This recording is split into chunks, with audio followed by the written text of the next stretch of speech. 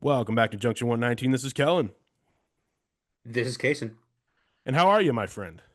Before we get going. Good, good. I am feeling good. I rocking my memorial stuff. I The wondered if that's why you shirt. were kind of dressed that way. I was going to ask you once we Yeah, actually hit yeah. record. So I was over at Muirfield Village in Dublin, Ohio on Monday. That's how I spent my Memorial Day morning. Um, just kind of walking around exploring. And so that was a good time. Very cool. I know we compared it to the Masters once upon a time, only not in the aura of the Masters, but the fact that it happens the same time of year, every year, same place in Columbus. Yeah, yeah. You look good. I like that hat. Thank you. My hat and getup, I'm wearing a hat that I honestly forgot that I had, and it has to do with the first thing on our lineup today. Really, today we're here. The end goal of today's episode is to review Mission Impossible: The Final Reckoning. We're gonna get to a many other thing today, including updates on the NBA Finals, Stanley Cup Finals, and our first story involving the hat I have on, and I have some visual aids. But Casen, I wanted to congratulate you and your wonderful, beautiful wife, Morgan, who is also a part of the Junction 119 family, very much so, as we've said on socials, very much our art director of sorts, that you two announced this week you are expecting. Congratulations. Mhm. Love y'all, Thank you. brother. Thank you. Any words? Yeah, I mean it's been it a journey so far. Obviously we've told people a while ago, but we finally posted on social. And so yeah, I w will be experiencing that uh that adventure in October. So Our man's gonna be a girl dad in October, and it's gonna be a good time. It also has contributed to Kaysen's very creative backgrounds you might have seen on the show if you take it in via YouTube over the last really like 2.5 months. yeah, I didn't say anything at the time, but I for some backstory, the room that I had been recording in that was my office is now being transformed into being a nursery. There you So go. that's why we've sort of changed the locations. And so that's why we're in a bit of a different setup. But yeah, so Love, love, love it. The Junction 119 family by extension grows this October. So congratulations to you two. I just wanted to thank you. go ahead and say it on the cast. To from one feel good story to another to kind of get into the actual lineup of today's show and the reason I'm wearing this hat. It occurred to me, and I saw this actually later because I guess they made this announcement earlier this week, and I wanted to get this episode out earlier in the week, but I've been sick. Quite frankly, I was not feeling good on Memorial Day, but we wouldn't have had this story to talk about. Fun story to start off because we are going to transition it into more college football oriented talk. Indiana University Bloomington is bringing back a costumed mascot for the first time since the 1960s. Okay. Hoosier the Bison. I am familiar with the history. Kason, what's your initial take, reaction, if any, to the baseline news of this? I don't know hardly anything about the history of this. I'm not, super familiar with I use history, but the video that they used to sort of announce that was very well done. They had a lot of different tropes in the video because it kind of started off with a Star Wars crawl, and then it ended with like the Michael Jordan "I'm back" Yeah, uh, it was a little thing all that over the people place. I'm not copy. gonna It, lie. it was it was really they kind of copied a bunch of different things. And then they had some footage of what I would imagine was like a fake Indiana USG meeting because they said that it Oh, was like in 100% fake. December. They definitely just remade that moment happening. Uh, And they made it but look more yeah, cartoonish than it definitely yeah, was. yeah, yeah. Um, I should have mentioned earlier before I even got into it. Most of our listeners, viewers know this. I used to work at Indiana University Bloomington in the athletic department, hence why I have this hat. I didn't forgot I still had this IU baseball hat. Um, and so I am familiar with like the history in there, and it excites me. I will get into the history in a moment, but I think I might have even told you, Casen, before that obviously I work in collegiate athletics. Branding's a big part of that.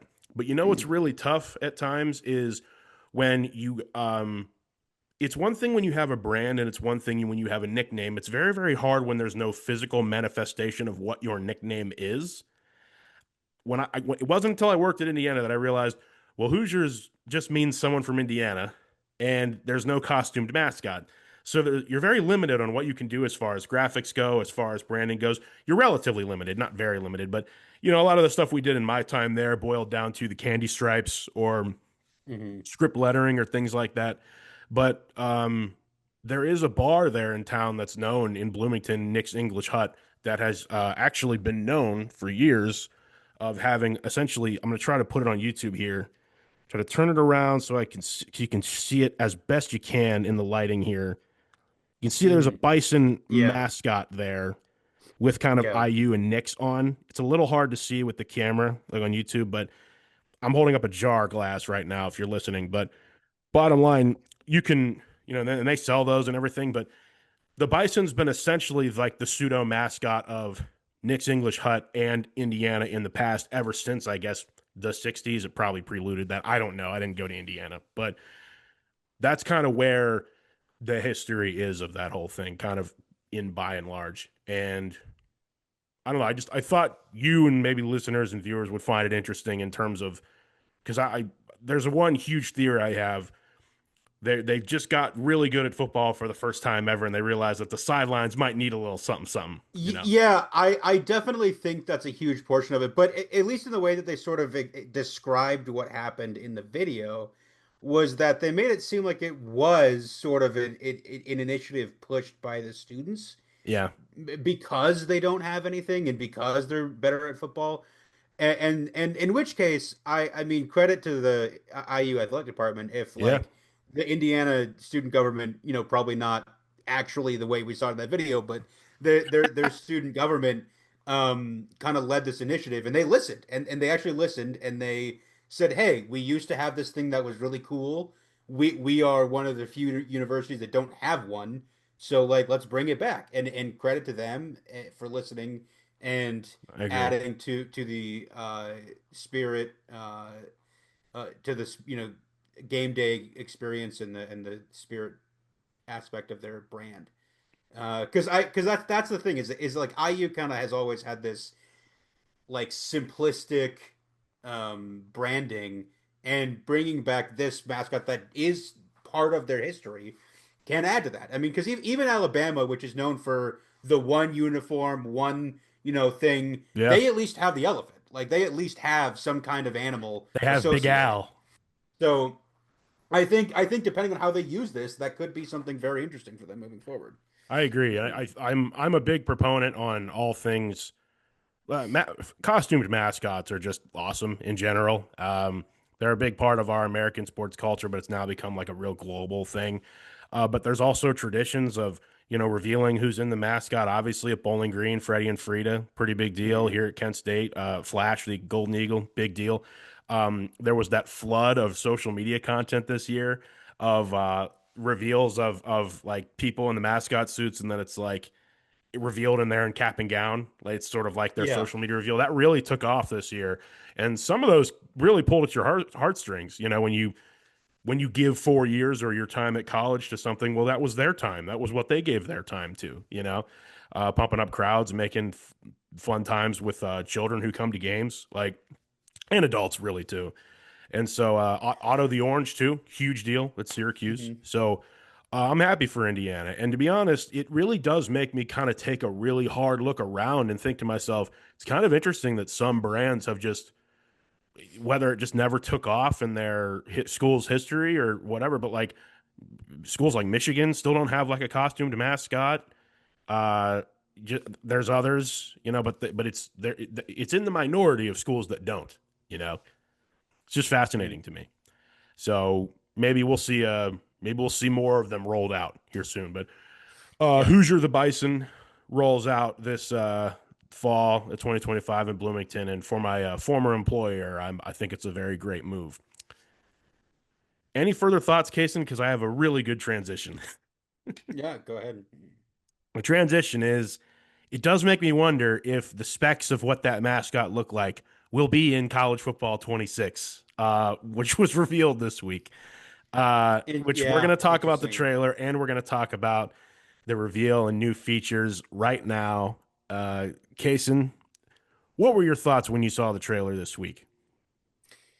Yeah, I mean, I I don't know how much the trailer actually like did much to get the point. I was like sort of okay about the trailer itself because like it didn't really do much to like advertise what was new, No, if that makes sense. Like which is a lot. Like there is a lot for them to be pushing, and like we'll get to that. But I don't think they did a good job of detailing that in the trailer. Like because they I didn't agree. really have many points because like sometimes they have like taglines on the screen of like new feature like they didn't really advertise that. Like we knew there was going to be some kind of high school component to Road to Glory.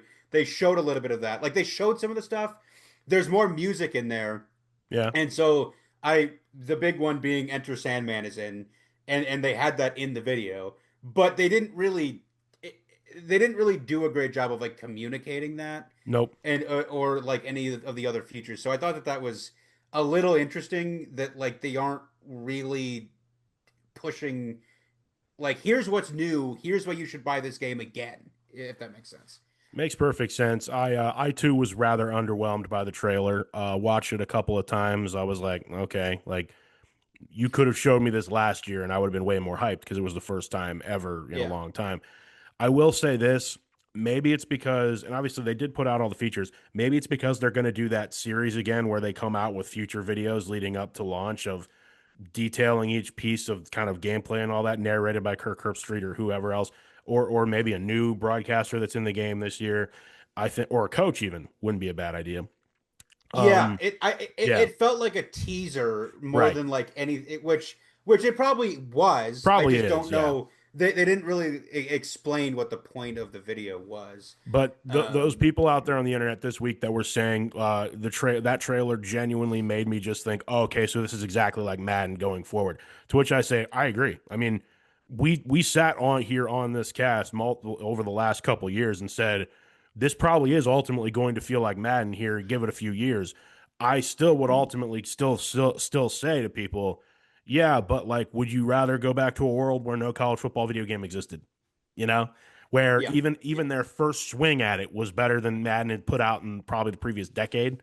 My like out of the gate, if we're like now they have to outdo themselves. I'm willing to give this crew the benefit of the doubt with how much it seems that the folks behind it really do care. Um, the eye in the sky is still EA, but I understand that skepticism. But away from the trailer, the new features themselves, I'm quite happy about. yeah. I mean the to sort of prelude that I a lot of the like YouTubers that have played it already and have gotten some that Right. are like inside on the EA stuff.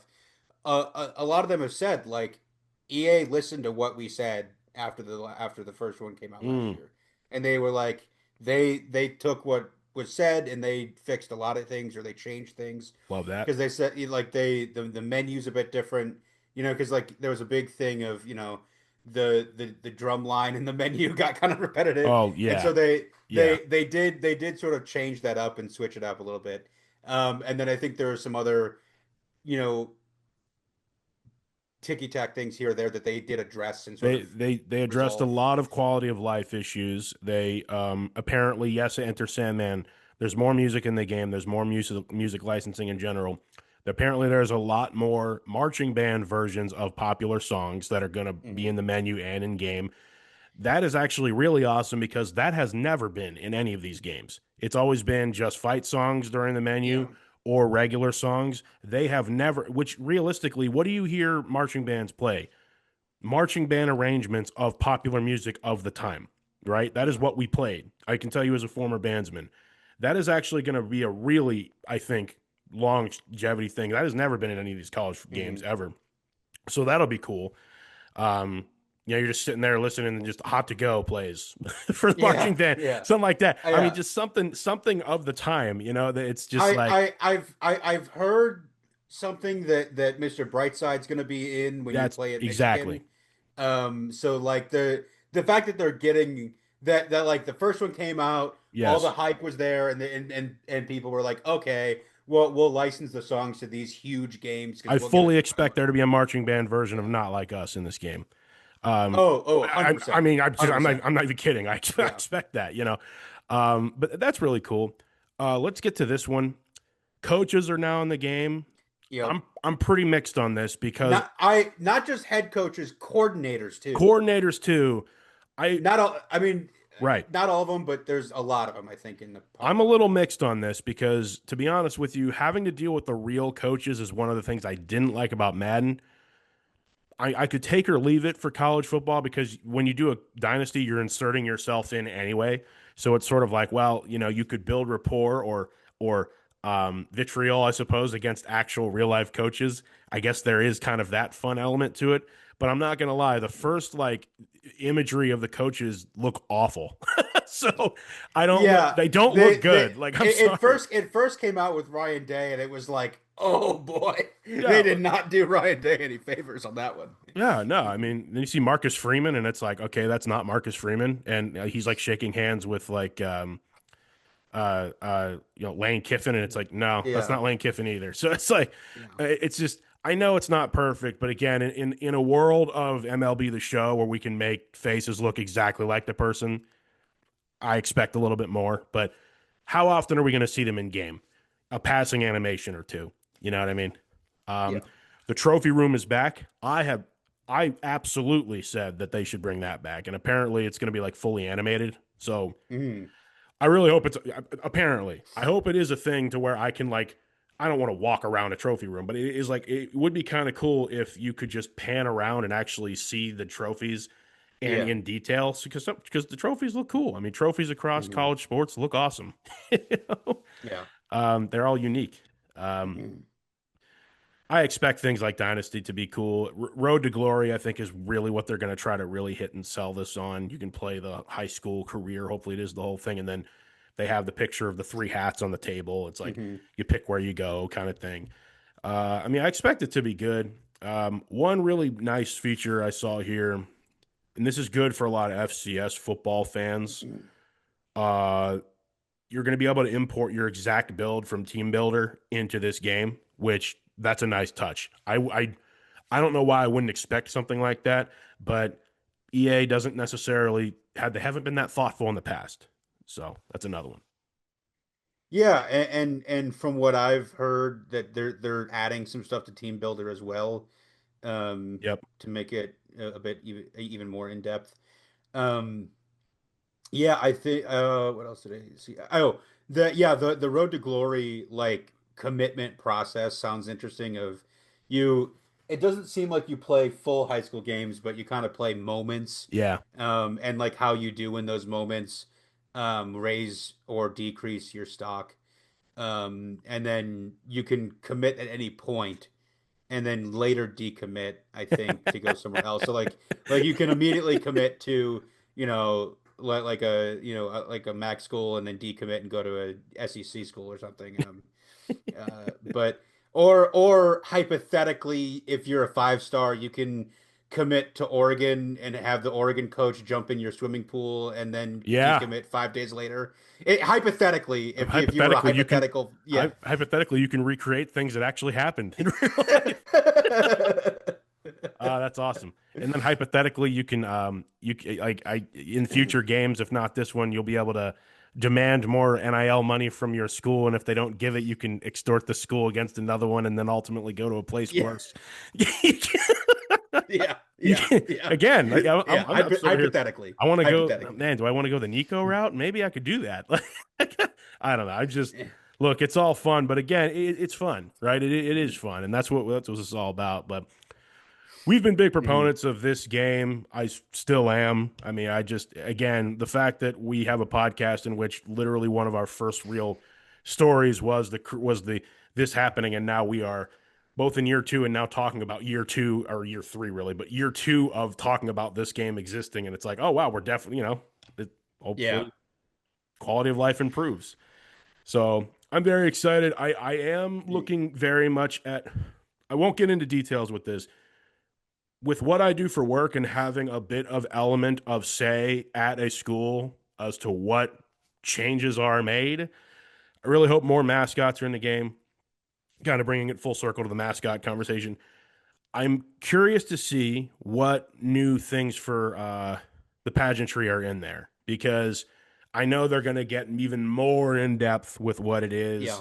They were asking about things like band uniforms, about in depth traditions. I mean, I really think they want to go as far as they can with this, if not, I mean, year to year, of course. And some of the Yeah, yeah. screenshots have looked It really would be cool. nice. It would be nice for them to actually have accurate designs for the band uniforms because, like, I know Yep. I know there's limitations to some degree over like s- data size, Yeah. maybe of like how much they can put into the file, Textures but really add the gigs yeah, up big yeah, time. but it would be nice, it playing as Bowling Green or Kent State or whatever, that they're actual like because like we know what the band uniforms look like, and so Well, and it'd be nice to be accurate. so, and that's just it. I mean, the military aspect of certain places, the band uniforms look different. I mean, look at Ohio State, look at A&M, look at the Hmm. Corps Cadets. I mean, at Virginia Tech, like I think that is a whole other level of immersion of that's another piece of tradition of the school, right? That goes Yeah. all the way hundreds of years old. You know what I mean? And sort of like we talked about a year ago, there are very few sports traditions at like a pageantry level in the world, but especially in American sports, quite like all the stuff we put together and have happen on a college football Saturday in America. You know what I mean?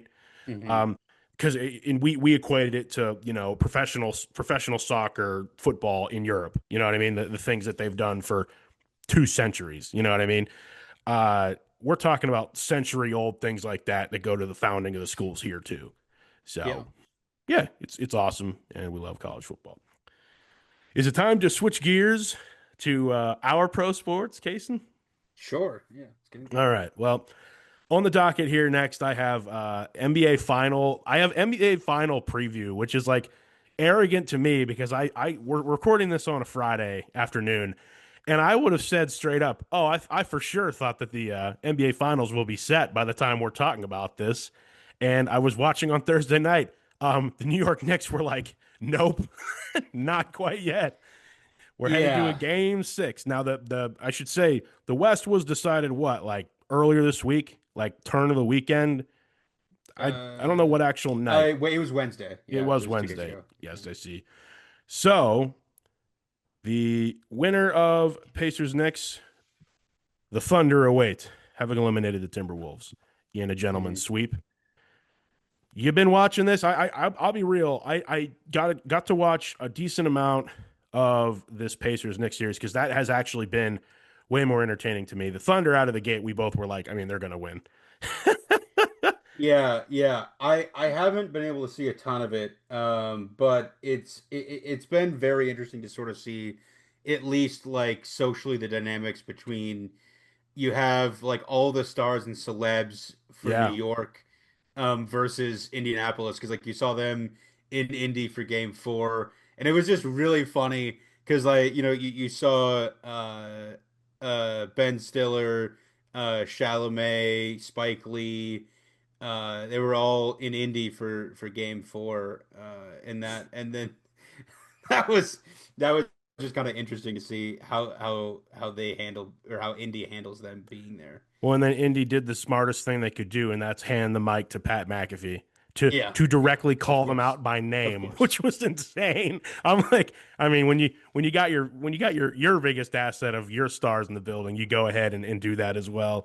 Um, what has been interesting to me on that same note, case and about this series, obviously there's a history between these two franchises in this round, right? Obviously there is. Hmm. And they couldn't be more polar opposites yet. You know, we sat here and talked about how you got the blue collar basketball of Indiana versus like the playground, like glitz and glamour side of New York basketball.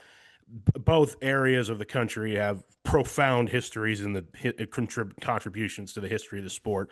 Yet, like it Mhm. feels like the two areas couldn't be more different. But they both love the game. And yet it's fascinating because one of these teams obviously is the New York Knicks, and yet this just feels like a ragtag series between two teams that in some ways have no business being here. Uh, and Yeah. I don't care who wins this series. They're going to lose in five to the Thunder. I really believe that. I don't think the Thunder Yeah. sweep them, but you know what I mean? In other words, this has been the funnest series for me of the NBA playoffs so far this year because of all the other stuff surrounding it and because of the not non true superstars on the court. I mean, they both have their quote unquote stars, but no one in this series is a superstar in the league, and so Yeah, I mean fascinating. the biggest star I think in the series would be probably Halliburton, right? Probably Halliburton. I mean, Jalen Brunson's probably I mean, there at this yeah, point. yeah, I yeah. don't put Carl Anthony Towns there really anymore. Since he's kind of Yeah, an yeah. asset to he's an He asset to used to him on be, the but but he used to yeah, be. yeah, He was the guy in Minnesota. He's not really the guy in New York. yeah. So I mean during this series he's been getting clowned on by his own fans. You know, more than Yeah, anything else. yeah. I mean, Yeah. it is just kind of interesting because I mean, they play sort of similar styles, Yeah. of like kind of both, run you into the ground sort of type of approaches from the coaches.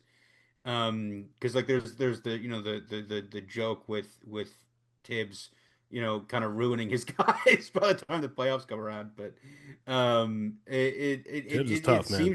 it seems to have worked out because I mean they're here. So They are. Do I think the yeah, Knicks can well come back and I don't ultimate? yeah, Do I think the Knicks can come back and win this series? Absolutely. Yes, I do. yeah, I me see no too. reason why they can't. It really is going to come down to obviously Game 6 in Indiana, which by the time you're hearing this show will be Saturday night, will be tonight. Uh, I mean, I will definitely be checking it out. If nothing else, because I just feel like when this series ends, the spectacle is going to be unmissable. And even if you don't see it live, social media will let you know what happens. So Yeah, yeah, you're absolutely correct. But also like you said, uh no matter who wins the series, I mean we can start prepping the SGA Finals MVP trophy. I think so. The last thing I'll say about any potential here is I really do wonder what the viewership is going to be like for this series, and I wonder how the league is going to kind of behind closed doors discuss it because there's parity in your league, which is genuinely really good for any sports league, and the NBA weirdly has had it over the last 7 years. The era of big teams, super teams, seems to be at least right for now behind us, right? I mean I will say that like it the Oklahoma City Thunder are kind of the same thing as what I would say they're kind of like in a similar situation of what like the Warriors were in like 2014, Hmm. like in the like the 2012, 13, 14 era Warriors of like they built up all these guys. I mean, it's kind of different of where of how they got them, but That's true. they, I mean, technically, I mean they got SGA from the Clippers, but I mean, could you imagine him being what he was when he got traded? I mean, people thought he was going to be good, but I don't think anybody thought he was going to be this good. No, Um, and I get your point. I mean, I think if this happens and it ends up Indiana and Oklahoma City as the final, if this is how it goes, I think the closest thing you can compare this to in recent years was when it was Milwaukee and Phoenix. yeah, Not like smallish markets by one is really not a small market, I would say, in like Phoenix in terms of like the whole thing, but Milwaukee definitely not like a huge market. And hmm they won, right? And Yeah, you like that, but I think there's still a lot of execs who would say we stand to get more viewers on the actual game if it's Knicks in OKC. Um, that being said, I still would Yeah. say, regardless of who wins the series, who wins the East, it's good for the league. This is all just really good for the league. I think you might be able to pull viewership from the idea of you're going to see someone who hasn't won it ever win it. So, but uh not in the Knicks case, but if it's Indiana and just OKC. wanted to double check this. Yeah. So but also I mean kind of like along with what I said about SGA though. I mean I there's sort of like a recipe here of where these teams came from, and Yeah. there was the joke of if it's Pacers and Thunder, both of these teams have been built on the backs of trading away Paul George. like Yeah. I mean I and then because like the Thunder, like we've said it before, the Thunder still have not received all of the stuff that they're owed from that Paul George trade. No, and they could They really. still get a Clippers first next year, So which is absolutely insane. what I you're mean, insinuating is that this Thunder team could be here for a while. oh yeah, I mean Yeah.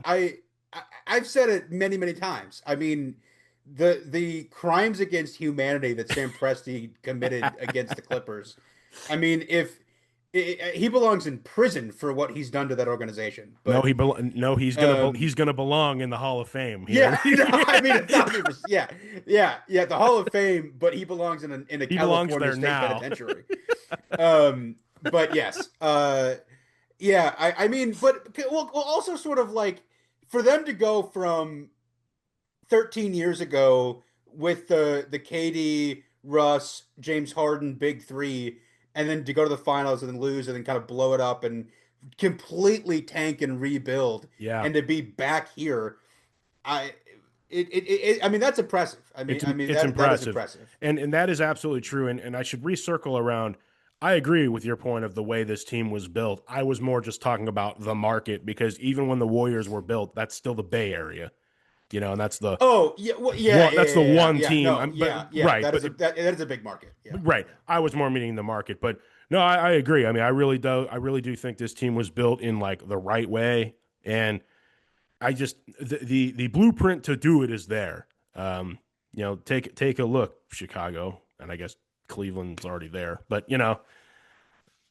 I mean, you have to have the right staff. I mean, because yeah, like you look at, I mean, the Pacers they got Tyrese Halliburton from the Kings, yeah, which that kind of blew up the Kings franchise a little bit too. But um, and then he's gotten better in Indy, and then SGA came from the Clippers, and he's got better in Oklahoma City, right. and so there's a lot to do with like you have to develop the talent, but like there is sort of a recipe to getting a bunch of picks, trading for like a young star who maybe isn't super reaching his potential wherever he is because they bad organization or whatever, and then flourishing in a new environment. Yeah, There's no guarantees with doing that. It's just all the right things have to come together, and you have to be a competent organization first of all. you But do, and that last bit is kind of sometimes the biggest hurdle when it comes to, yeah, especially one. especially if you're a franchise located in Northeast Ohio. But Well, yeah, and I'll also say different sport, but for a guy that's sitting here that has now watched both of his favorite baseball teams fire their managers, and it happened before June. I mean, it's like, well, I guess that season's over. Starts with different levels of confidence, but I digress. We're not talking about baseball today. Um, you want to switch over to the Stanley Cup, and then we can dive into Mission yeah, Impossible. yeah, yeah. So in this case, the Stanley Cup final is set. It's a rematch of last year, straight up. um, Yay. talk about low ratings. I, I got to say, I'm not surprised in the slightest, but you talk about the most walkover Western and Eastern Conference finals in recent memory in NHL. Two things come to mind. One, hats off to the Oilers and Panthers as the Panthers become I, The third team to make it to three straight, no, second team to make it to three straight finals in this salary cap era, doing it right after the Lightning did it, which is 6 straight years of one of the Florida teams making it I to the final. what? Yeah, whatever. I mean, I would just like to say, Yes, I hats off and congratulations, to an organization on achieving something that many thought would never happen. But the Carolina Hurricanes have won a conference finals game. They did win one. they They did win did win one one. They did after they did years of making manage it to look win one. impossible. What was it, 15 straight losses in the Oh conference finals? man, you talk about brutal, and and I don't know if we even talked about it on here, but I mean, just Florida going through the Leafs to do it again. It's just like, oh, you talk about Yeah, just I mean like the it. more things Yeah. change, the more they things change, the more they stay the same in the NHL. Man, I'll say this, but I am also going to say this right now. This is going to be super boring when Florida wins it again, because I absolutely think that that's what's going to happen. Yeah, I mean probably. I don't know. Yeah, he I mean says. I would think the Oilers can at least win two. I'm hoping it's more of a Um, series. Maybe the Florida Panthers are kind of the exercise your demons type, you know, organization. Unfortunately, that this Oilers squad looks like they need to overcome.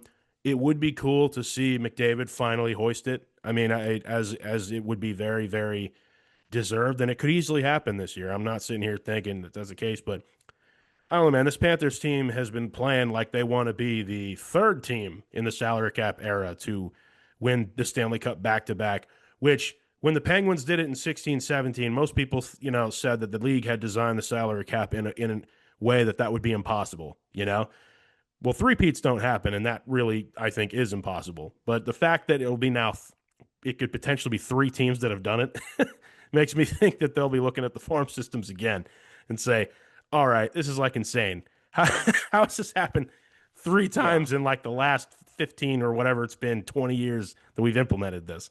But hey, man, you guys be really good at building teams. Yeah, I mean, there's something to be said about the strength of these Florida teams, because that's definitely interesting.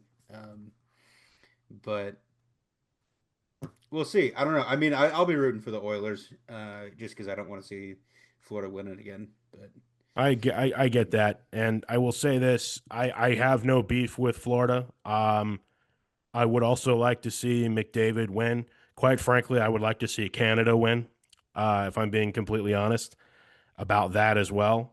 It's been, it's high time Canada won the cup, and it would be very cool if kind of like the what some folks dubbed the next coming of Gretzky for a Canadian squad and for that franchise finally hoisted it up. But Casen, maybe you're right. Maybe this will be like a 7 game banger, because last year's was. So, all right. Earlier this week, I saw a movie, Casen. I don't know when you saw this same movie, but I think it's time to dive in. yeah, yeah, I saw that movie. I guess what was it? I saw it. Was it last week?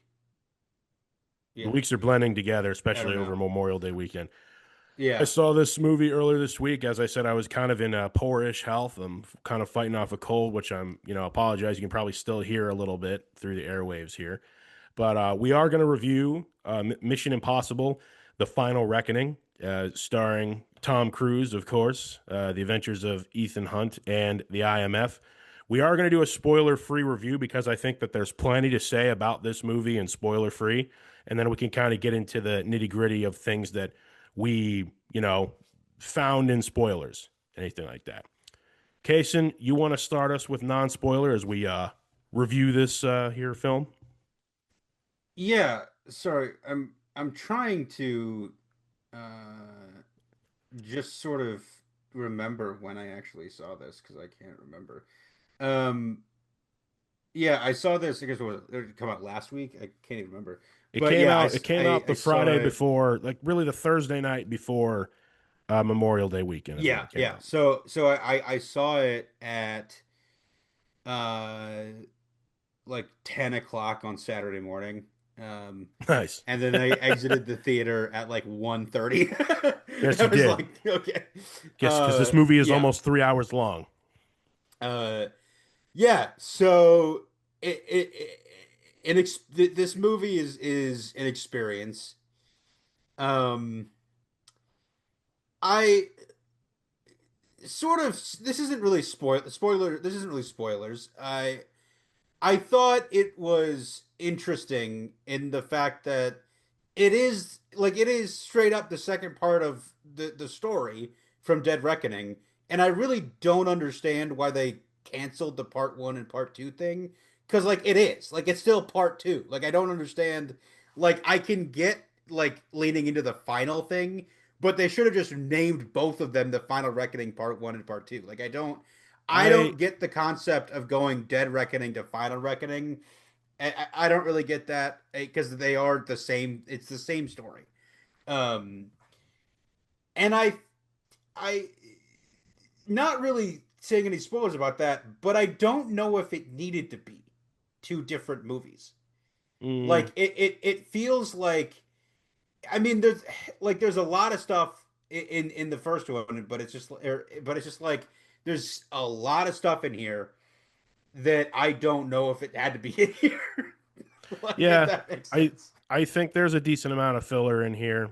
Um, it's so interesting because I actually disagree with you. I don't think this really is that much of a part two. Literally, the only real difference is that the entity from Dead Reckoning is also an issue in this one.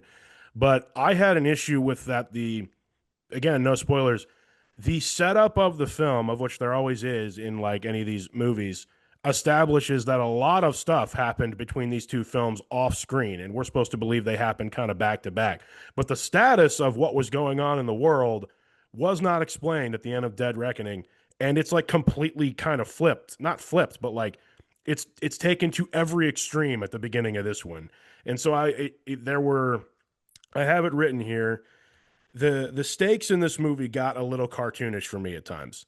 Like it always felt like in Mission Impossible Yeah. films there was some sort of ground in reality of we knew what was at stake in terms of like the protection of the good of mankind and everything.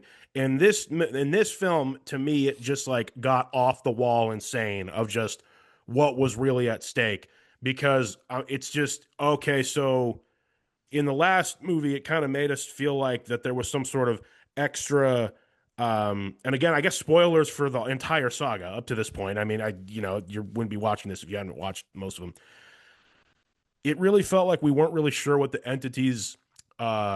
AI entities' real goal was. In pitting kind of Gabriel and Ethan against each other in the last movie and everything in this one, it just goes full Skynet and goes full Ultron, and it's like, oh, okay, well, like, all right, like you just raised that, and I will say this, I do think the strikes played a role because if you recall, they were somewhat like storyboarding the second part of Dead Reckoning. And then in the same announcement where they said because this movie was supposed to come out in spring of last year, 2024, as the second part. Hmm. I think some things definitely changed in that to essentially make it more of again its own Mission Impossible film and make it its own separate thing from the previous movie rather than a part two. Because there's stuff in here that has no bearing on anything in the previous movie. Um, and I think that they switched it on a dime to be more of its own direct, separate sequel to the franchise rather than a part two to the previous story. Because there's a lot that's not wrapped up in the previous one that they didn't really wrap up here and just kind of brought these conflicts to a close. That's my that's my biggest issue, and I have several written down that I will talk about in the spoiler section. But yeah, Yeah, no, I I mean, mean, I guess, I went back and like like reviewed what happened in Dead Reckoning, and this one I was like, okay, going in, like, all right, so some of that stuff's just never addressed, but okay, yeah, no, I definitely, but I more meant that like it's the same goal. Like yeah, the whole point of Final Reckoning is finishing the mission from the first from Dead sure, Reckoning of get to the submarine and all that stuff. But I get it, um, and all that stuff is done in here. It's just like the motivations have changed. Like the goalposts e- moved, a little, yeah, yeah, yeah. but in between that, Because that's all I meant. the yeah, yeah. Um, So yeah, I mean that's my biggest thing to say. And well, I can say I mentioned to a friend this week that I really feel like this series jumped the shark with this movie. It's not bad. Don't get me with wrong. this one, Yeah, no, I'm sitting. not the nuke. No. I mean, well, Fallout. Because here's the thing. I think the best three movie sequence in this whole saga is Ghost Protocol, Rogue Nation, and Fallout. That's the best three movie piece of this whole saga with Ethan Yeah, Hunt. that's fair. That's I fair. will say that non spoiler here again, they do tie things back to the very first 1 through 3 in really, in ways. Mhm.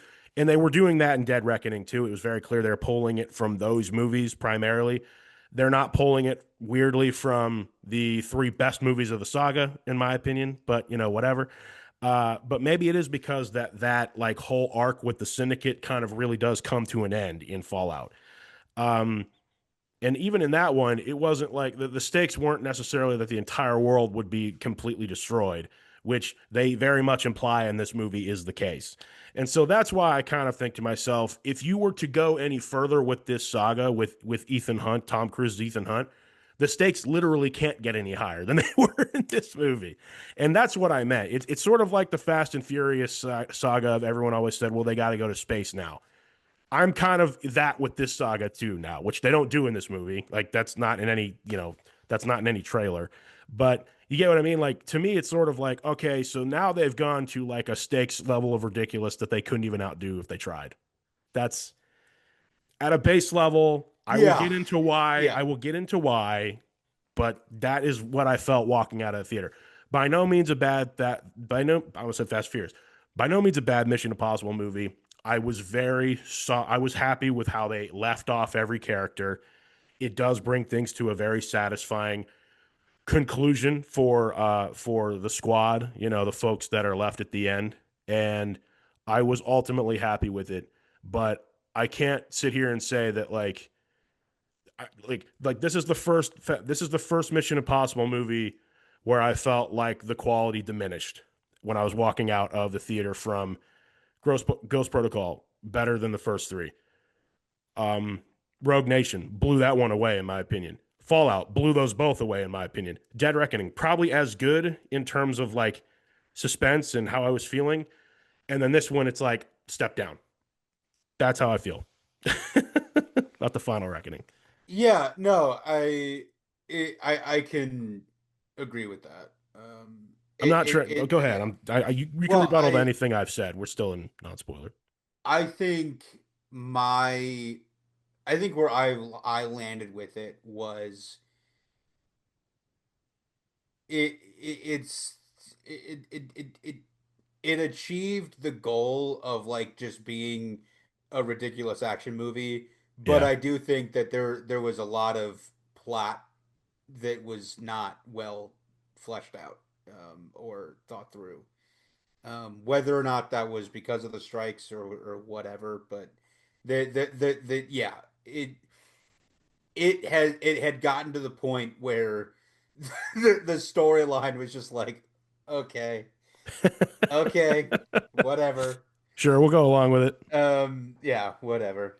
Now, does that take away from any of the jaw dropping stunts in this movie? Absolutely not. Everything you want from a movie, Mission Impossible, Ethan Hunt story is here. Every single piece of it, from the espionage to the potential backstabbing to not knowing what's going to happen next to the things that get in the way. It's all there and it's all fantastic. And absolutely, if you're a Mission Impossible fan, you're absolutely going to walk out thinking, look, you know what? I got everything I paid for. And that's how I felt walking out as well. Mhm. I just couldn't help but think in the last couple days since I saw this thing that, yeah, but I've seen it done better by this same franchise. And it's by no means in any way bad, but it's like right on the teeter of okay, if they do any more than this, that could really start to go down. And then all that's left are like the diehards, like the folks that Yeah. like me who are still on the Fast and Furious, who leaned all the way into the Yeah. cheesy, where this series has always kept itself taking itself relatively serious. And I just don't want to see them I I don't want to see them do something ridiculous. You know what I mean? Yeah. I don't really have much more to say without getting into the spoilers. So Sure. do we want to wrap this up and get Yeah, into yeah, we can go ahead and rate it. We yeah. for these movies we do 1 through 10. Yeah, I'd be interested to know how you feel about this one. We did not rate Dead Reckoning, and I did go back and do that, but I didn't do that. I did it after I rated this one. Mhm. So go ahead. I think out of 10, I would probably rate it 7. 7 out of 10 is solid. I have it as a 7.5 out of 10. Yeah. And that is in a situation where I did my own thing here. uh, just to rate these last several, like if to compare Dead Reckoning, I would give it an 8 out of 10. Fallout's the best Mission Impossible movie that exists, in my opinion. That one I give like a 9 to a 9.5.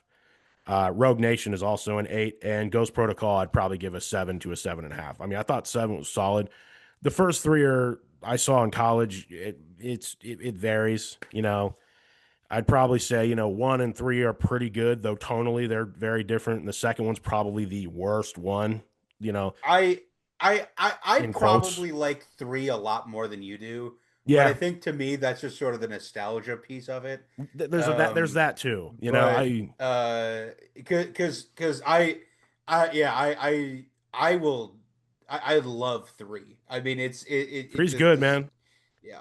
I would also argue 3 might have the best villain, the Philip Seymour Hoffman with Davian, Yeah, yeah. like just pure evil, and like when you scale by damage willing to be done to Ethan versus damage done, which I would argue they bring to an interesting kind of tie around to this movie. I would agree with you there. So Yeah. solid. We timestamp our show. We can get into the spoiler section here. Spoilers begin now. Uh, when it just when the motivation just became okay, so this thing's gonna nuke the world in 3 days. I was like, oh, okay, this all right. So this is really really heavy handed, and I wouldn't have minded it if we didn't continuously cut back to the president, to that whole subplot in the bunker, to this whole thing of multiple people saying we have to not live in our own reality, not the entity's reality. I got so tired of that, like writing piece that Ethan would say to them. And it's like, okay, it's not enough Yeah. now that like it's just the IMF squad getting this done. It's now we have to hope that every single domino effect that could happen around the world doesn't also happen too. Yeah, yeah. That We're gonna got have to ridiculous to yeah. me. We're gonna Yeah. hope that Angela Bassett doesn't blow up the world. Yeah. Uh But it wasn't just that, but I felt that getting to the point where it was taking me out of the film a bit. Like, I did we was really so go ahead. confused Yeah. by the Nick Offerman thing. Like Did we it didn't need that. This so movie did not need that whole thing. there's the writing trope of Chekhov's gun. Yes. And so when he asked the soldier for his gun, I was like, this is going to come into play. I thought he was going to try and shoot Angela Bassett, Correct. but then they ended up having him use it to protect that. Like the point of him getting the gun, and then that like subplot of, I'm assuming they were like the entity cultists, which was a whole plot line, which is Which dumb. which they didn't But do anything which they didn't do anything with. The entity cultist, you could argue there's one. The guy who attacks Ethan in the submarine is the only yeah, part of the whole movie that I would say, okay, that guy's clearly some sort of cultist. Like he knows he's trying to get him. The Secret Service guy who tries to do it to her, I can't even necessarily say as a cultist because like wouldn't the entity want them to nuke you know what I mean? When or she was going to yeah, shut the power down. So maybe you're right. Maybe yeah. that is like you're right. So maybe you're right. That does work for the cultist thing too. But when the Chekhov's gun thing, Casen, is introduced at like the beginning of the third act, it's a little late to be doing that.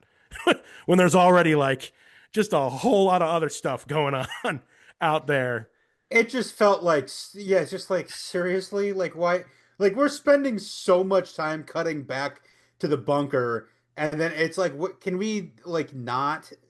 Can we just like stay with IMF? Like, I don't know. Like, there's already two things going on here. Not to get too down a rabbit hole, okay? Uh, the pieces I was talking about in non-spoiler, if you recall, it wasn't really known what the motivation of the entity was at the end of Dead Reckoning. And then I guess in the entire off-screen, it's now completely warped the world and now just wants us all to blow each other up. Like, Yeah. okay, we certainly missed a lot in the last like month because they established Well, it's only been a few months since the end of that movie. I thought that like it was mentioned in Dead Reckoning that that there was some sort of mission from the entity to cause confusion and lie, like and deceive. I think it was mentioned Yeah, that was sort of the whole point of it. but at no point did it say we want to nuke Earth. Like at no Yeah, point, yeah, it's that okay. was not part of it. It's like so at some point between movies, the entity clearly saw the montage that Ultron put together for himself and says, "Oh, this race needs to go." Which which I'll say the same thing I said in Age of Ultron. Hey, understandable.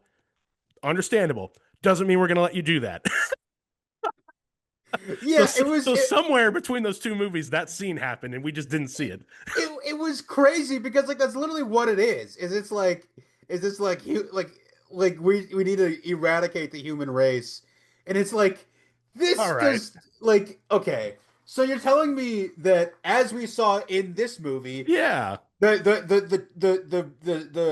movie franchise that began with hanging from the ceiling to steal a computer floppy disk is ending with Ultron trying to blow up the Earth to Yes, eradicate the human race. it is. Like that is the full circle we're going here. Now there is a piece of the Dead Reckoning story that I only remembered because I kind of re-listened to our review of Dead Reckoning, right? What I thought was interesting in the previous movie, and I pointed this out to you, and you agreed. Just to jog your memory, the only person in the entire really government, because it's established that Kittredge is on behalf of the U.S. and all this stuff. Mhm. Everyone wants to see if they can control this thing, and Ethan Hunt's the only person in this whole game, so to speak, that says, "Nah, we need to destroy that thing," like straight up. Like, and I agree with him. Like as the audience, I'm like, yeah, no, that do you trust any human to quote unquote control that, which they kind of bring to a satisfying plot point conclusion in this one. In Grace saying to him, "Well, I'd trust you with it," and I'm like, trust him in the sense of like keep it in a case and never open it again, which is literally how this ends. um, Yeah, which was but the whole also like why? yeah. Like you've known him like 3 months. Like what are we doing here? That's a good point. Like I will say, and we're kind of bouncing around here. I was kind of happy that they didn't do some sort of forced romance thing with Ethan and Grace in this because I thought that's where this was going to end. Um, I I just mean it did. it really didn't though because like there's the moment where she's able to revive him, which was the only kind of heavy-handed thing. And then at the end, there's not some big cheesy Hollywood kiss or anything like that, unless Tom Cruise is like, no, that's in the next one. Uh, we need some more movies. Well, But I would argue, no, I didn't really feel like that was too heavily handed on. But it's it's kind of in the same way. I mean, it's implied in like the same way that like all of Ethan's relationships are implied. that's true. Like there's a I can huge see amount of that. implication over his relationship with Ilsa, his relationship with literally like With every female Julia, that yeah, like yeah, everyone that comes through. There's just sort of the implication that he's been with all these women. that yeah, like yeah, that there like the is. relationship is more than just friends, but Yeah. like not really because of the nature of what all of them do. Like there's nothing like serious. That they're just like all Well, I don't know. and they're all essentially written the same way in that like they well maybe not Julia but like they were all like former criminals or they were down on the luck and then Ethan Yeah, and the squad basically rehabilitated them. that's pretty much what all of Yeah, them are. that's Like true. going back from the beginning, like they're That's a all good just point. random like criminals that Ethan finds like lost puppy dogs. Now, let's get into a character decision that I thought I was not going to like, but I actually am okay with it. There were constantly really only two characters that were in every Mission Impossible movie. It was Ethan and it was Luther. And like that meme where the dude is crying with the salute, man. I had one of those moments when Luther lost his life in this movie, but they did so in a way that made perfect sense. You know what I mean? He's Hmm. not in the best health. He ultimately gives them the MacGuffin to destroy the thing. Like, so he's kind of there, gives them the message for it, which I'm thinking to myself, I bet the movie ends with his message, and it did very well. And then he's like, yeah, I can disable one of these things, but I can't disable the whole thing. Not enough time. Very much implying that if he had enough time, he probably could, right?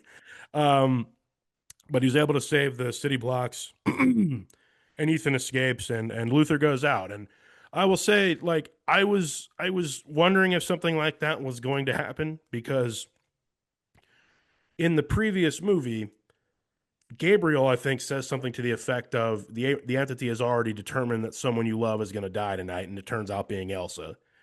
I looked at that as the exact same thing. Oh, I'm like, oh, it's going to be Luther, isn't it? Um, I'm just glad they didn't do it in a way that felt like um, doing his character just injustice. I I agree on the face of that. However, I do think that the very end of the movie kind of flew in the face of that. Mm, And so you're saying that there wasn't enough time to disable and run away from that one. But this bigger bomb, there was enough time for all these people to run away, and they were all totally fine.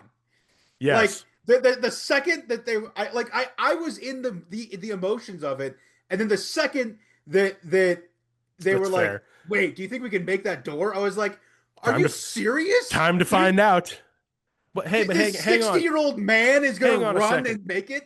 Luther was locked in. Okay, maybe if he hadn't been locked in, Ethan and him could have just ran. That's fair. There was enough time for him to let him out. Yeah. Yeah. And under the surface, Ving Rhames is probably like, all right, I want to be written out of this in case Tom Cruise wants to do seven more of these movies. I get that. I definitely get I'm that. just kidding. It's I don't just know, you know. I think I just thought that the very end of the movie of all three of them that were disabling that bomb, Yeah. making it into the bunker to survive was a little uh ridiculous. Yeah.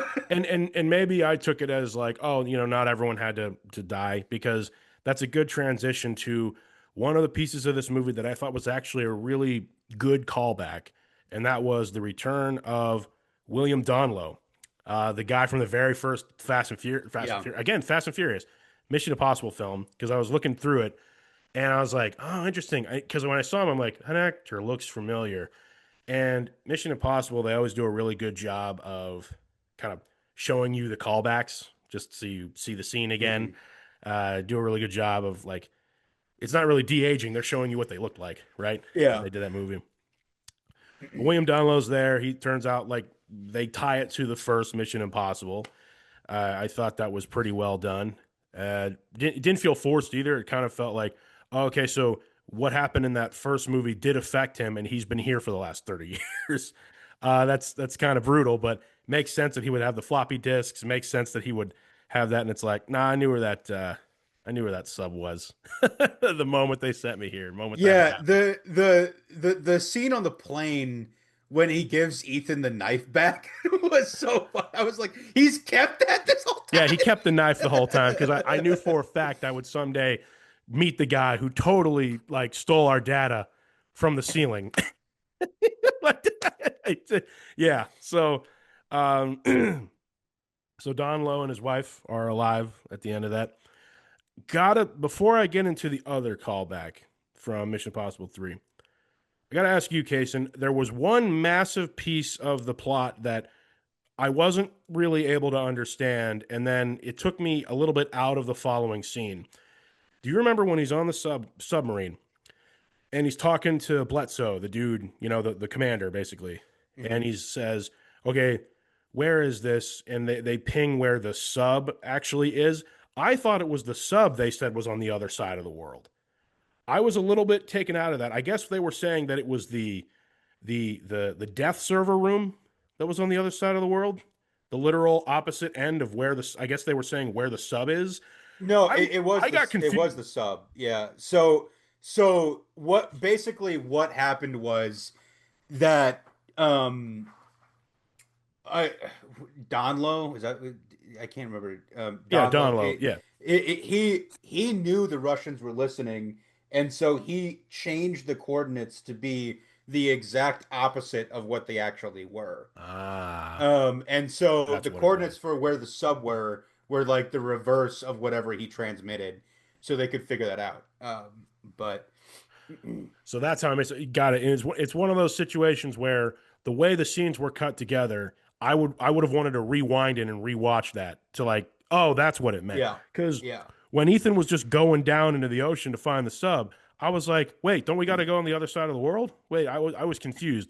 But then I said, okay, I must have missed something because No, yeah, I guess because it's right here. when they said it do the opposite, it was like right next to where they were. Got it. Okay, so that's cool. The as you brilliantly predicted 2 years ago, we got an incredible submarine sequence. Like, I guess we're going underwater. I while we were doing it, like while I was in the middle of it, I was realizing we haven't heard anyone speak for like 15 minutes. Oh yeah, And I was like, and this is like not weird. Like it's just no, just nothing but just sound effects of him diving. And that whole scene was really cool. Like that was incredible. you could see the stress as as the torpedoes were like falling and bouncing around that room. Well, it's a And submerged sub, but like it's a sub, so watertight stuff. So there's submerged areas, there's not submerged areas. yeah. There's I okay, also would like to see a diver talk about like when you're diving and that dive suit was supposed to play a factor with like the pressure of being that deep down.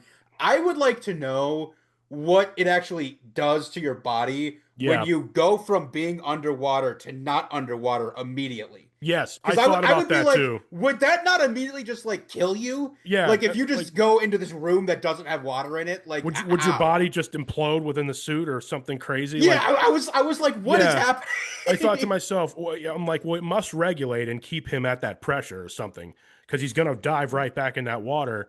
But even when you dive in that water, you're not under the pressure. The superstructure of the sub is under the pressure, right? Yeah, So yeah, I yeah. would think that the biggest like change would be when he climbs into the torpedo tube and he's like, all right, I got to get out of here. And obviously he can't. And now he doesn't have the suit on. He's just got the oxygen Yeah. with the back. I'm like, okay, well, And so he's just like completely suitless, yeah, walking out of the torpedo tube, getting into the ocean. It's just like his lungs would explode in yeah. 10 seconds. But you know what really felt very uncharted like and very much like how can we up the ante? The whole thing starts rolling towards an underwater cliff. And I'm like, not only Yeah. does he have to get your because I'm doing the puzzle in my head too. I'm like, okay, we got to get down there. I gotta see, I gotta get the lay of the land.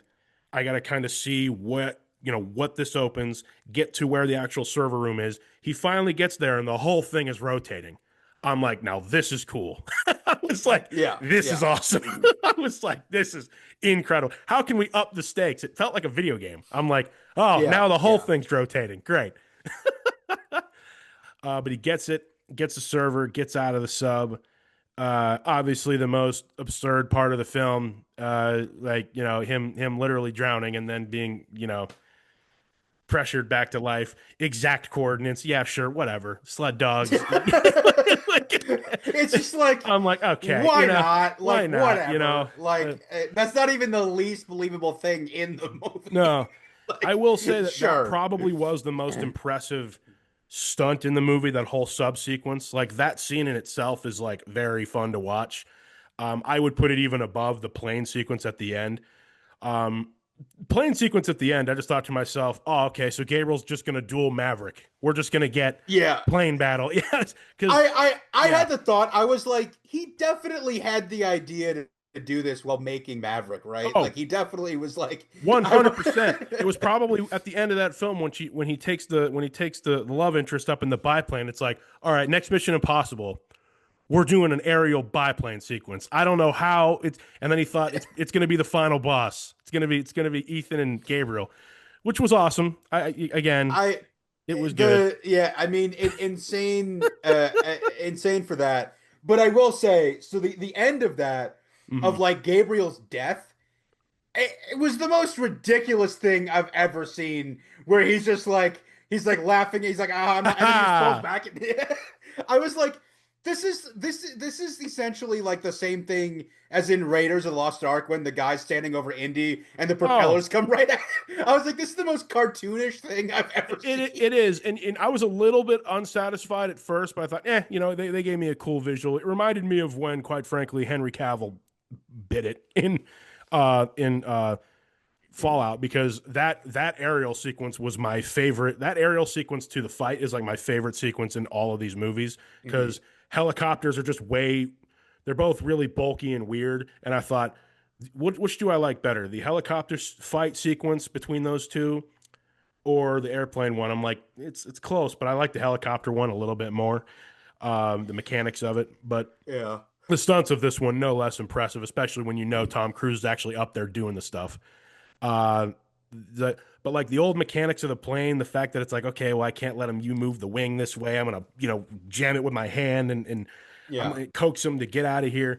You know what I really thought was gonna happen? I thought he was gonna. I mean, I know it's a PG-13 movie. I thought Gabriel was some way somehow gonna get like his chute caught like on the tail of the plane, and Oh yeah. Ethan was gonna do something like fall back, grab the chute from it, and like send it nosediving in like one motion, and he just Yeah. gets dragged down. That's what I thought was going to happen. I thought, like, what would I do? Like, I'm thinking like him. I'm like, and I thought, well, if he's on the top of the plane, he probably could do something like, oh, jump up there, hit the thing with his foot, and then grab the, you know what I mean?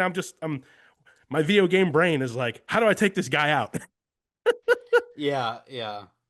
But then I suppose if you don't see the explosion, it's like, I don't know if he's dead. We don't know if, we don't know if Gabriel's still out there somewhere. But ultimately, it was cool. And they do the famous thing where he's falling and you don't know if he's going to get the thing in time. And he does. Genie in the bottle. Boom, boom, boom. Simon Pegg's alive. Thank God. Benji makes it. I didn't think he was. And yeah, I didn't know either because I was like they could. I mean, they gave him enough of an injury that they could. definitely. Well, and then when he like passes out at the end, I'm like, please tell me that wasn't Benji dying, and it wasn't. So, it wasn't. So yeah. Now, so Casen, I have a question for you. You have the entity in its little genie bottle, in like this cylinder basically that glows like gold. Looks very cool, quite frankly. Hmm. It thinks it's safe. Where on the mantle are you putting it? Because I would put it up as a trophy and be like, haha, I outsmarted you. And then I would write in my will, destroy immediately. Yeah, no, I'd put it in a wood chipper. Yeah. Like it's not sitting anywhere. No, It's this going thing, immediately down a garbage I was disposal. going to say, Like hey, thank you for the case. I'm going to immediately go dispose of this thing. And yeah, like, what do you like mean? I don't know why the whole point was to trap it. Like and then because like there was the scene on the plane of when he pulled it out and he's like be gentle, it's delicate. I don't know why the first thing to do was once they trapped it, throw it in the ground. Yeah, I was gonna say spike that thing like a football. Like, what do you mean? Like, Like you don't want to just keep this. Like nope, genie in a bottle. But again, I guess the ambiguity of that is the hook for any potential film future. Um, Let me see here. All of my stuff here I have written down. It's all there. I guess there is one piece here that I didn't mention. Mission Impossible 3. The tie-in to that with the entity, a little schlocky, but like it works. Because I they never say what the rabbit's foot is in Mission Impossible 3. which brilliant if that was by design, if they were like we're gonna keep this open ended so we can say whatever we want this to be in the future is what this is. Right. Right. But it ended up being like the original source code to what was this. Now, the one thing that takes me out of it is, yeah, because they were totally thinking about AI controlling entities in whatever it was, 2000, when the movie came out. But hey, I mean, it was what, probably 2007, maybe. I no, think it was longer ago than that, wasn't it? six. Mission Impossible, because the first one came out in 96. Mission Impossible 3 year. Bear with me. 2006. You're right. Because there was a pretty big gap between some of the, because I think the second one was like 2002. Yeah, Um, yeah. And let's be uh, real, it took longer to make movies like this. So, yeah, yeah. you know, so so that's And fair. and So it works. yeah, It works. It works. yeah, and I think I was fine with it because like they were trying to tie a bunch of other stuff into it, like the thing that we said with William Donlow, and like they were the big theme of this movie, which what was I think the whole point of it, but like the final reckoning was Ethan's reckoning with his own decisions and his own past Yeah. causing the events of the future. Like the actions that he did in the 90s cost this guy his career, even though it ended up being like he met the woman of his that was the love of his life, and so it worked out for Download. But like the rabbit's foot, which was the thing that you know he basically let out into the world to save his wife, Yep. was his worst enemy. Correct. And so it I appreciated that notion because there is the big theme across these two movies that Ethan has no regard uh for anything. It's honestly kind of it is a very similar thing to Avengers in the concept of like the whole Sokovia Accords and everybody thinking like they don't have any accountability and they don't have any you know awareness of not Yeah. destroying the world while they're trying to stop this one thing, and they're very reckless about it. The collateral And damage so, doesn't matter. yeah, So yeah, yeah, exactly. Is that it's a common theme sort of between those two movies is it's a good like point. it is these reckless heroes that have no regard for the collateral damage that they cause. It's very true. I hadn't really thought of it that way. I was just kind of like, but you're right. Even the small decisions that Ethan has made, it's like, oh well, that could easily come back to bite you, and maybe there was a little bit of that. I wanted to see this here too. Maybe there's a little bit of that in the character that ties all the way back to the first movie. I was trying to the Briggs character. I had IMDb up here because some of it was the one that was John Voight's son. Help me out. I Yeah, like Phillips or whatever, yeah, I think it was Phillips. Yeah. and he shakes his hand at the end. I thought that was I thought that plays exactly into what you just said. It's like, look, the entity wants us to hate each other. Trust me, like he betrayed me, which he did. You know what I mean? And He something did. which Yeah. I didn't know until recently that Mission Impossible. Obviously, these movies are at least by name inspired by like the '60s TV show, and John Voight was also in that. So like this is its own saga, not tied to that in any way, just some same actors. But yeah, it's fascinating. So I did want to say one more thing here. The other characters, I don't want to just not mention anybody. Uh, let's see, Captain Blitzer was good. Paris, played by Palm Clementif, Mantis. Once again, instrument of death in the last one becomes part of the crew in this one. Does exactly what she needs to do for the entire movie. Uh, Yeah, I liked how that sort of tied in along with the guy who was who was like the Philip's son's partner that D- just like Dagus or that whatever. yeah when Yeah, they broke into the prison to get Paris out, he just like went with them. he's It like, was yo, like yo, okay. trust me, we're the good guys. It's like, all right, I'm gonna trust you. I'm gonna play along. And he's I looking at thought it that. was very interesting at how people just sort of like, yeah, sure, I don't have anything else to Eh, do. I'll just join you guys. right. I'm a fugitive from the law, so it's like, well, I can't go anywhere. So it's like, all right.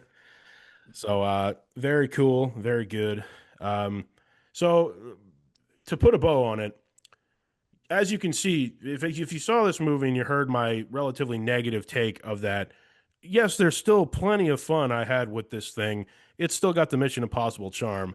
But do you see what I mean in that like they can't really go any higher than this? Like, Yeah, how do you I go anywhere the so nuke Earth, aliens attack or let something? Like, let me go back to sort of something that I was trying to say in the non-spoiler section that I couldn't really articulate sure.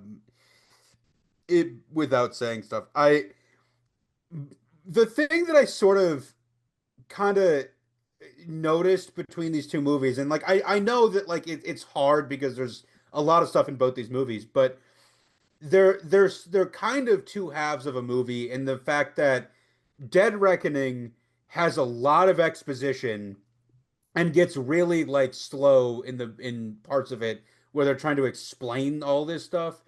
And Mm. Final Reckoning lacks in the exposition heavily by them just going, yeah, here's what's happening. Just yeah, like, just believe this. Yeah. Like the only exposition in Final Reckoning is like the thing at the beginning with Angela Bassett sort of voicing over the video to Ethan. Like And then I that's guess it.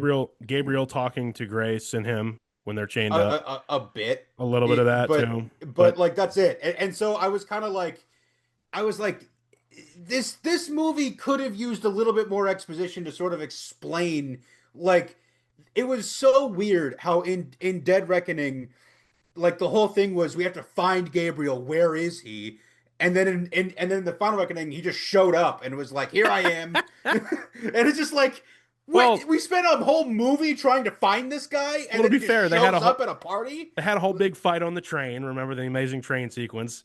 And then he gets Well, the key yeah, from him. but it was just Gabriel kind of gets away and like, he's like, "Ha!" And then he actually has the key, and it's like he's like, "Oh, okay, the key's there." but then But Ethan yeah, was like, "Trust me, he's gonna be at this party," and it's like, how do you know how do you know this? Like, trust me, because I'm Ethan Hunt. Okay. it's just kind of like Yeah. it's just kind of like I would have appreciated them removing a couple of the like stupid plot lines and adding a little bit more detail and exposition into the story of making it like at least so that you can understand what's going on. I agree. Bottom line, I don't know where they would take this. Um, like during the Dead Reckoning marketing, it was said that like Tom Cruise wants to do more after this one, or they mapped out three of them. Neither him nor the director were that way during the marketing campaign for this one. So could they do more? Absolutely. Should they do more? I don't know if they should. I'm kind of at odds with that. I'm in the middle. You know, there was enough here where I said, you know what, maybe they could take the criticism and Yeah. really knock it out of the park one last time, another time. And then on the other side, I'm kind of like, is there any way they can continue this franchise in any other way? Yeah, I mean, I will say it I wouldn't I wouldn't really care either way. I mean, if they're Yeah, done, fine. If they want to make something else, I'll watch it. It's just yeah, I mean, I'm sure that they probably had the ideas and then through the process of like rewriting it, that those ideas weren't possible anymore, and now they don't have any ideas. And so I think they just are maybe waiting until they can get they don't want to say anything because they don't have any way to yeah, or they don't know where to go from here. exactly. And They don't, so but it'll take time in the creative process. I did get a kick out of you just saying the things they were going to do weren't possible anymore. Never tell impossible to this crew. well, I more I meant know, that I like know. the storylines changed and they're in the yeah, but I'm sure Tom's focused on Top Gun right now. So Yeah, Top Gun um 3, I'm very excited for that. Top Gun 2, Top Gun Maverick is one of my favorite movies of all time. A true like cinema all-time classic. And when I saw that movie, it was probably my favorite movie I'd seen in the previous 5 years. I mean, I love that movie still to this day. And will forever, quite frankly. That's going to be a really hard movie to top or even touch in the same way to equal. So mhm. they got to go full effort all into that one now. Which will they pull it off? Yes, I think they will, because Yeah. this crew just does that. Same director of these Mission Impossible movies too. These last two also directed that movie, and I believe he's also directing F1 with Brad Pitt this summer. Hmm. Uh, so yeah, that's what I got, man. That's what I got on Mission Impossible. You got Yeah, any more? I mean it's definitely, it achieved the goal of being, summer action movie. It accomplished that. Yep. Um Ethan Hunt and the squad got it done one more time. Christopher McQuire or McQuarrie, I believe is how you say his name. yeah, Christopher McQuarrie. Yeah. McQuarrie. There we go. Thank you, Casen. Yeah, So McHugh. that is solid. So we'll see, and we'll be here for what you have next. I guess my last little bit here is I look forward to more, reviews with you over the course of this summer. It has been very interesting to kind of see what's happened in cinema over the last little bit. Thunderbolts ended up being a box office flop for Marvel, which it really in no way surprises me. Um, they Eh, it's going to lose $100 million, which by definition is a flop. Story wise, if I'm them, I wouldn't even be worried about it because little bit of an awkward movie. It is what it is. I think some goodwill has burned out on Marvel. I'm not really worried about Fantastic Four in that same vein because there's more reasons to see that. Um, I don't know. I don't know where I mean where you saw the financial numbers on it losing money, but I'd have to go find it for you. It was according to several like the Hollywood Reporter and like a handful of other box office numbers pulling in that by the end of its run, I don't think it's going to make its budget back. Its budget was quite large. yeah, I the last number I saw was like over 300 million box office. Yeah, So correct. And its budget was 450. 450 million for that movie? Yeah, it was something like There's no way. there was something like That's like more than Endgame. There's no way that's what the budget of that well, movie it's was. also more than hang on a second.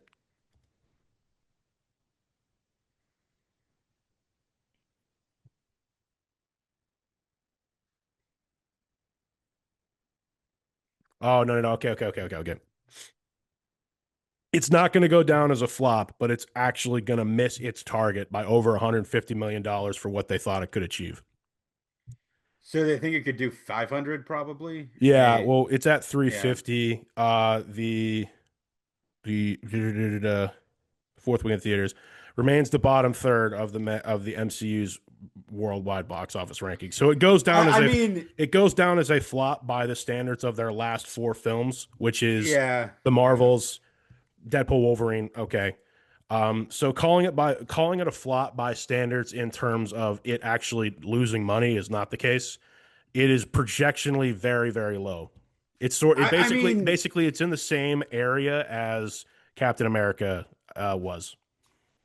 yeah, I mean, I'm not surprised. I would have projected lower, but I mean, it was better received Oh, than, 100%. many people thought.